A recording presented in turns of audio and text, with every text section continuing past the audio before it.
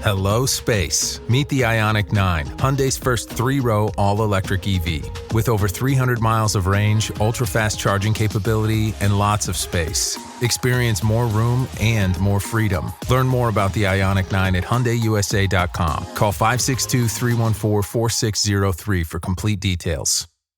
It's almost Mother's Day, and you can now get anything you need delivered with Uber Eats. Well, almost anything. So no, you can't order a relaxing shower, but some beautiful flowers, you bet we deliver those. A bird bath? No. A bath bomb? Absolutely. It's no to a chocolate lab, but yes to some chocolate truffles. So whether it's a last-minute gift for Mother's Day, fresh groceries, or food from your favorite restaurants, get it delivered today with Uber Eats. Order now. Product availability varies by region. See app for details. Out here, there's no one way of doing things. No unwritten rules, and no shortage of adventure. Because out here, the only requirement is having fun.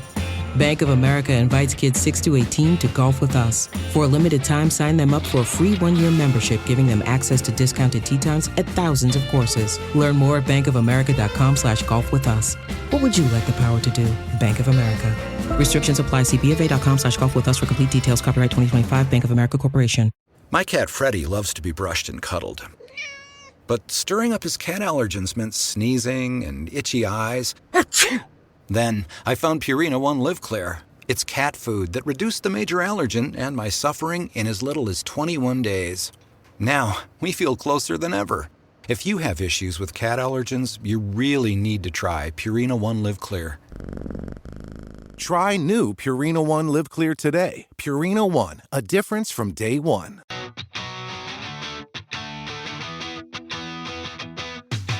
Welcome back to Rams Up, your favorite LA Rams podcast. We are part of the Fans First Sports Network, and you can follow us on YouTube at youtube.com/@RamsUpPodcast. I'm your host, Mark. I'll be joined often by my football guru, Ian, along with a bunch of other friends of the show on occasion. Let's get to it.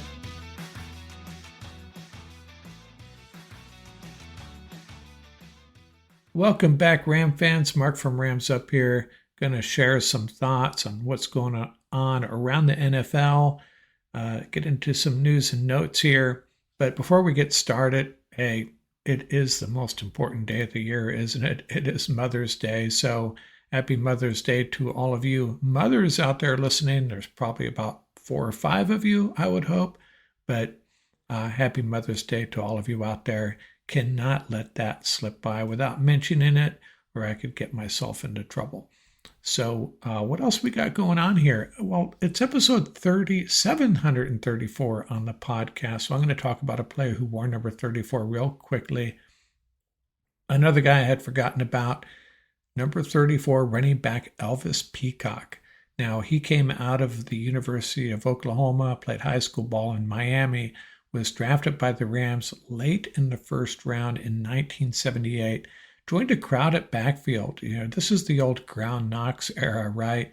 They had Colin Bryant, Lawrence McCutcheon at the end of his career, and at some point in that era, they had Wendell Tyler, John Cappelletti, and so enter Elvis Peacock, and it didn't go well for him. It just could not get on the field a lot. He did finish his 2-year career with the Rams, 216 carries, 1,001 yards, and 7 TDs. And he eventually moved on to the Cincinnati Bengals. And that was the end of his career, 3 short years in the NFL. And interesting story on him, apparently, he didn't talk much about his NFL career, and his son did not find out he was an NFL player until his 2nd grade teacher told him. And he came home with a lot of questions, I am sure. Elvis Peacock, pretty talented running back at the college level, just never really got it going. I think injuries had a little bit to deal with that, but he was our number 34 this time around. Last time, 100 or 200 episodes ago, we talked about Les Josephson, another talented running back for the Rams. This time around, Elvis Peacock. So some NFL news that has broken over the last couple of days. George Pickens traded from the Steelers to the Cowboys, and it's interesting how this all goes down as far as how fans feel about it. If you'd asked people a week ago, most teams most fan bases would not be really interested in adding George Pickens. He just has a lot of baggage, personality issues, gets himself into trouble on the field with opposing players and even teammates sometimes. He's the typical player that the Rams would avoid. But he gets traded to the Cowboys, and suddenly people are talking about the Cowboys rejuvenated and on their way to the playoffs. I'm going to have to wait and see on that. Now, obviously, they have a couple of really talented wide receivers, George Pickens and CeeDee Lamb, but is it going to work in Dallas with Dak Prescott? Well, I'm going to have to wait and see. Now, the other bit of news, not really news, more of a rumor, is Brandon Ayuk possibly going to fill that void in Pittsburgh? Would he possibly be traded to the Steelers? Just a rumor at this point, but the 49ers aren't happy with their wide receiver room, especially how much they're paying Ayuk. And coming back from that injury, there's just a big question mark there. And we're going to talk about the NFC West wide receiver rooms here in a minute. But it kind of makes sense that the Steelers might be interested in Brandon Ayuk. Makes perfect sense. And, who's going to be their quarterback is Aaron Rodgers to Brandon Ayuk in our future. And Derek Carr retires. And this news broke. Actually, it broke right before Ernesto and I were recording yesterday. And Ernesto was the one that informed me. And I knew Carr was struggling with a shoulder injury. And I guess it's bad enough that, he's just said it's not worth it. I'm going to move on. So remember the Saints drafted Tyler Shugg in the second round. A lot of folks thought that was a little early for him. I don't necessarily think it was. If you think he's your franchise quarterback, and he very well could be, the Rams thought a lot of him, thought highly of him. So maybe the Saints saw this coming, and they move on from Derek Carr, and it's the Tyler Shugg era. Now, if you missed Jared Verse on the Rich Eisen show, you got to go check it out. It's available on YouTube and elsewhere probably. But I don't typically watch these shows. I probably should. There's just not enough hours in a day to ingest all this NFL content. But it was a pretty interesting, a fun conversation with Eisen and Verse, about 20 minutes long. And the one part that I thought was the most entertaining was the story about Sean McVay having to pull Jared Verse aside. Verse was, how he gets when he beats an offensive tackle, when he makes a play. He lets everybody on the field know. He lets the left tackle know. He lets the quarterback know. Everybody knows Jared Verse just made a play. And when Verse is vocal like that, as he put, it's just another Wednesday afternoon for him if it's in practice, and everybody's going to hear about it. And he was doing that in a practice apparently last year in the early going, and it didn't sit well with Sean McVay, and he pulled him aside and said, "Hey, these are your brothers. I understand, how intense you are and how vocal you are, but when you're out here with your brothers, your teammates, that's not how we do it here. And you got to tone it down when you're beating one of your teammates or making a play against your teammates. And you just can't do that here." And Verse called that his welcome to the NFL moment as opposed to something that happened on the field. But that's a good watch. Go check it out. Rich Eisen and Jared Verse. Really good stuff. And hey, the Rams are a premier franchise. And, their players going to be making the rounds in the NFL shows pretty often moving forward, I think, especially when you're the defensive rookie of the year and a Pro Bowler, Jared Verse. So we talked a minute there about the 49ers wide receiver situation, and I wanted to take a look at all three wide receiver rooms in the NFC West, aside from the Rams. 49ers here on the board for you on the YouTube channel. Brandon Ayuk coming back from an injury. still on the trading block.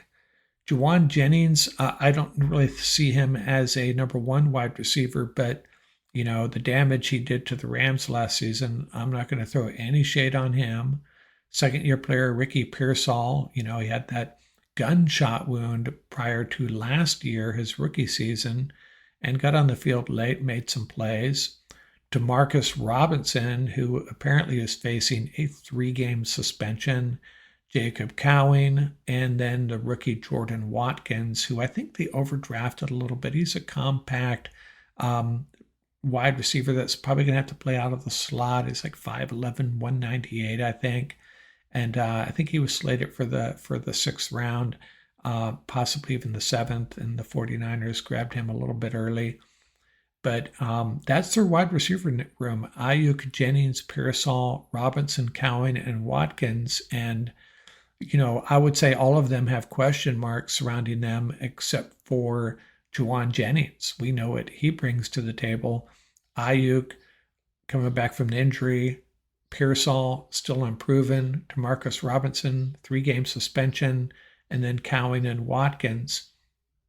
So I can't imagine that Kyle Shanahan is content with his wide receiver room, especially coming out of the gate those first 3 games, potentially without Demarcus Robinson.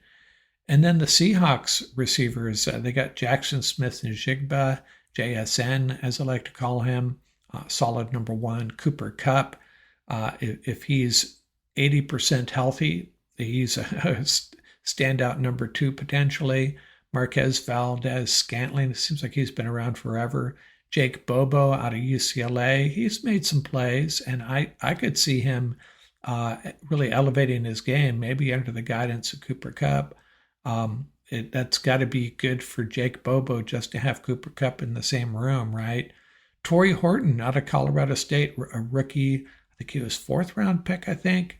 And he's a guy that a lot of folks slated for the Rams. He's a 2-time captain at Colorado State, something the Rams look at very Rams put a lot of value in that. Maybe the Seahawks are as well. And I think he's going to be a successful wide receiver, solid draft pick for the Seahawks there. And Steve Sims and Ricky White III, another guy that we talked about lead up to the draft, great special teams player. Hilton brings you new ways to stay, with experiences that let you capture the glory days. Introducing the Graduate Hotels. Each inspired by local college towns, these stays are always original and never boring. Get in touch with traditions all across the country and enjoy a stay that's a class above the rest. Book at Graduate Hotels with Hilton Honors Points at Hilton.com. It's a win-win. Hilton, for the stay. Finding a new job is stressful. But with Indeed, it doesn't have to be. Just fill out your Indeed profile with your skills, experience, and desired salary. The more you fill out, the better your matches will be. And hearing from hiring managers will be 2 times more likely. Relax. That's your Indeed profile sending opportunities your way. Indeed, the world can work better. Ryan Reynolds here from Mint Mobile. I don't know if you knew this, but anyone can get the same premium wireless for $15 a month plan that I've been enjoying. It's not just for celebrities. So do like I did and have one of your assistants switch you to Mint Mobile today. I'm told it's super easy to do at mintmobile.com/switch. Upfront payment of $45 for 3-month plan, equivalent to $15 per month required. Intro rate first 3 months only, then full price plan options available. Taxes and fees extra. See full terms at mintmobile.com. Llegaron los nuevos McCrispy Strips, listos para aventurarse en la mezcla de mayo ketchup, la barbecue que quedó en el fondo de la cajita, Hot Fudge Sundae y en la nueva Creamy Chili McCrispy Strip Dip. Los nuevos McCrispy Strips, ahora en McDonald's. Para pa pa pa. And he has a potential to really contribute, especially if Kupp or Valdez-Scantling stumble a little bit. So you got Smith-Njigba. Worst case scenario, Smith-Njigba, Bobo, and Horton. Not bad. And then if Cooper Kupp can step up and just stay healthy and be at 80-90%, speed-wise, agility-wise, and all that, Seahawks wide receiver group's in pretty good shape. And then there's the Cardinal receivers, the top end. This is a really difficult wide receiver group to evaluate, in my opinion. Marvin Harrison, if he wasn't a top pick in the first round last year, we probably would have said, hey, this guy is a solid wide receiver and is going to be an impact player moving forward. And that's probably the case, but he did not deliver his draft value last year, and apparently he has bulked up significantly. We'll see if that's a good thing or a bad thing. And Michael Wilson, the tall wide receiver out of Stanford, I think it's his third year. And, solid number 2 or 3 is how I would characterize him. Greg Dorsch, the speed guy, then Zay Jones, Simi Fehoko, and Xavier Weaver. So not too much to get excited about here, in my opinion, although if Harrison elevates his game, could end up being the best receiver in the division if he gets it together and plays at the level that, we all expected him to.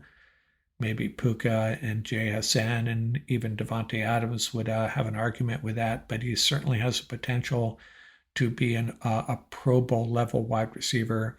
And then Michael Wilson and Dorsch, solid guys. But yeah, that's the wide receiver groups in the NFC West. And if you consider the Rams wide receiver group, Puka, Devontae. Now we're assuming Devontae, his play is not going to drop off significantly. Then you got Jordan Whittington and Tutu Atwell, and a couple other guys that could really step up and contribute as well.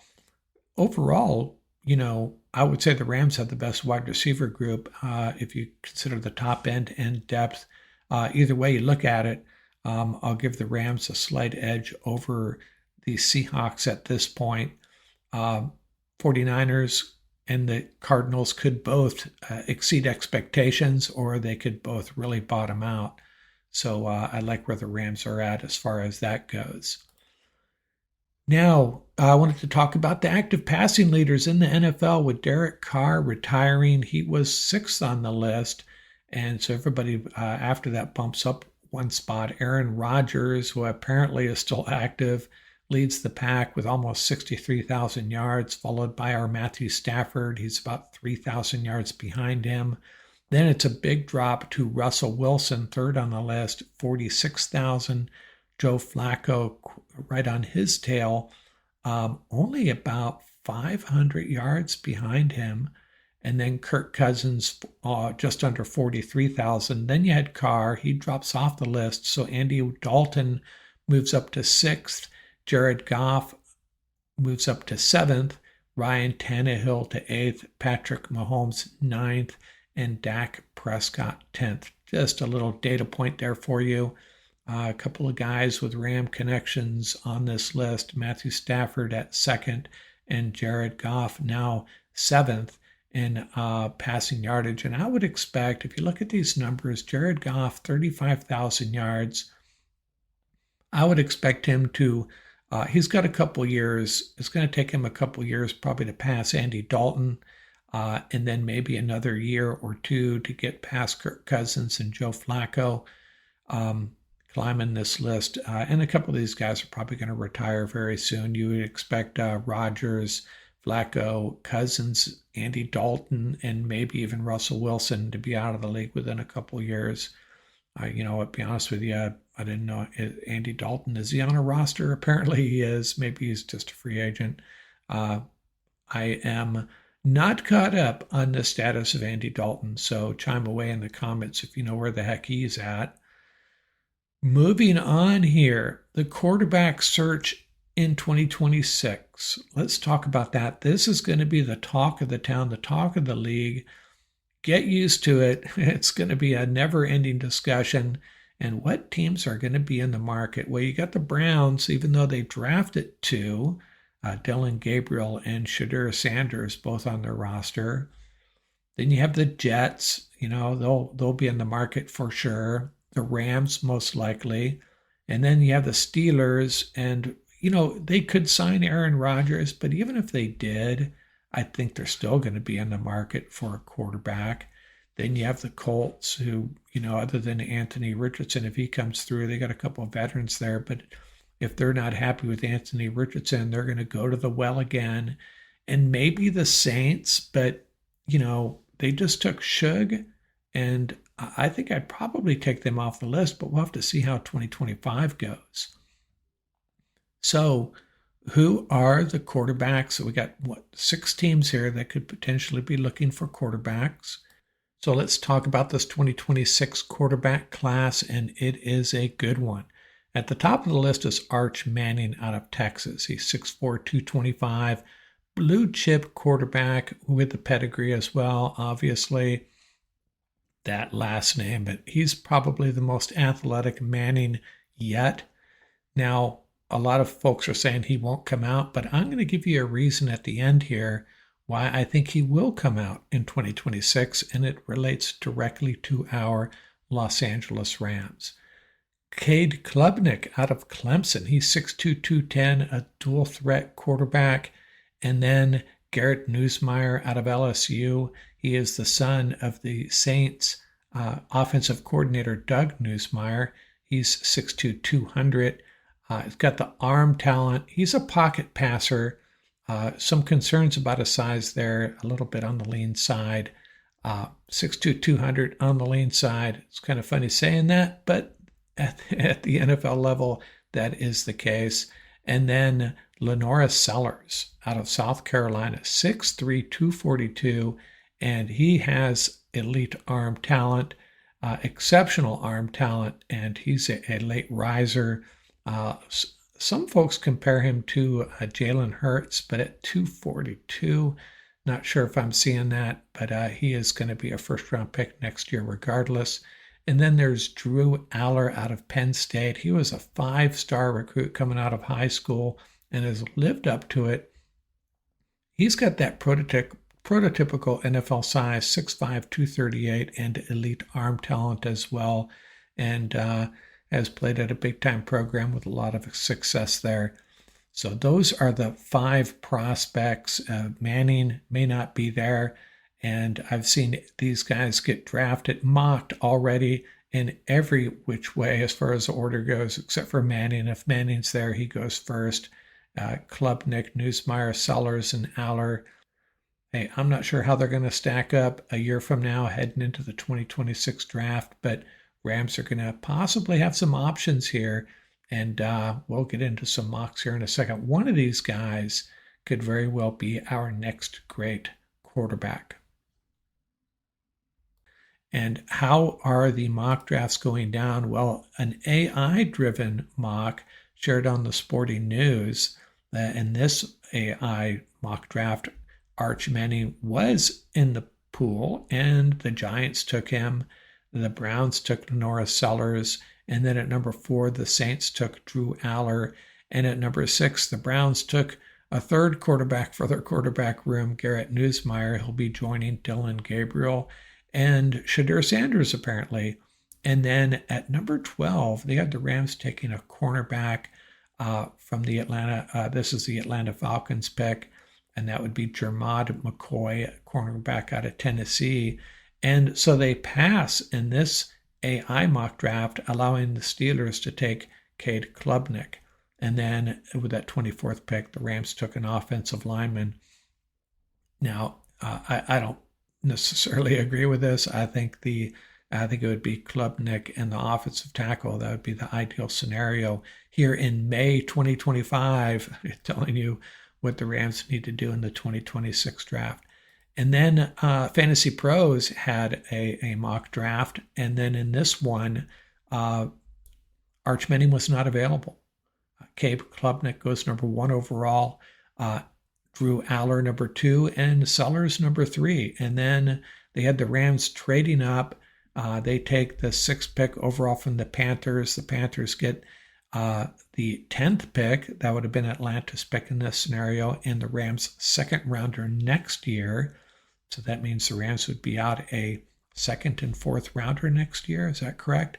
And then the Rams draft Garrett Nussmeier, the quarterback out of LSU. And at 24, they took a cornerback, Malik Muhammad. I don't like these cornerback picks of theirs. It's not that I don't like the cornerbacks.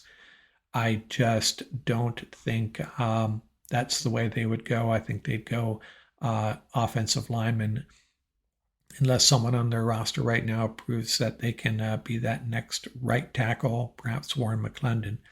But in either scenario, the Rams had the option to get a quarterback I would have been happy with. In the first one, they passed on Cade Klubnik, and in the second one, they went ahead and drafted Garrett Nussmeier. So the Rams got their quarterback. They didn't get Arch Manning in either scenario. Could they still get Arch Manning? They'd have to package up those 2 first-round picks and move up to 1, probably number 1 pick in the draft. And of course, that means Manning would have to declare for any of that to happen. And if Manning wants to play for a big market team, a team that's going to be relevant, play for a great offensive mind, the Mannings have manipulated where their guys have gone in the past. Remember what happened with Eli Manning and the Chargers and the Giants. Could very well be that it plays out in the Rams' favor and Arch Manning declares and the Rams move up into one of those top picks and draft Arch Manning. If Arch Manning does not declare, he runs the risk of ending up not being able to control his destiny as much. In 2026, he can control where he goes a little bit because he knows the Rams have 2 first-round picks, and that is a motivation for him to declare for the 2026 draft. That's how I see this. But hey, that's all I got. Once again, happy Mother's Day. I got to get back to folding some laundry. All of you have a great week out here. And we will have that schedule release show hopefully Wednesday night for y'all. Thanks a lot out here. Building a portfolio with Fidelity Basket Portfolios is kind of like making a sandwich. It's as simple as picking your stocks and ETFs, sort of like your meats and other topics, and managing it as one big, juicy investment. Now that's pretty good. Learn more at fidelity.com/baskets. Investing involves risk, including risk of loss. Fidelity Brokerage Services, LLC. Member NYSE SIPC.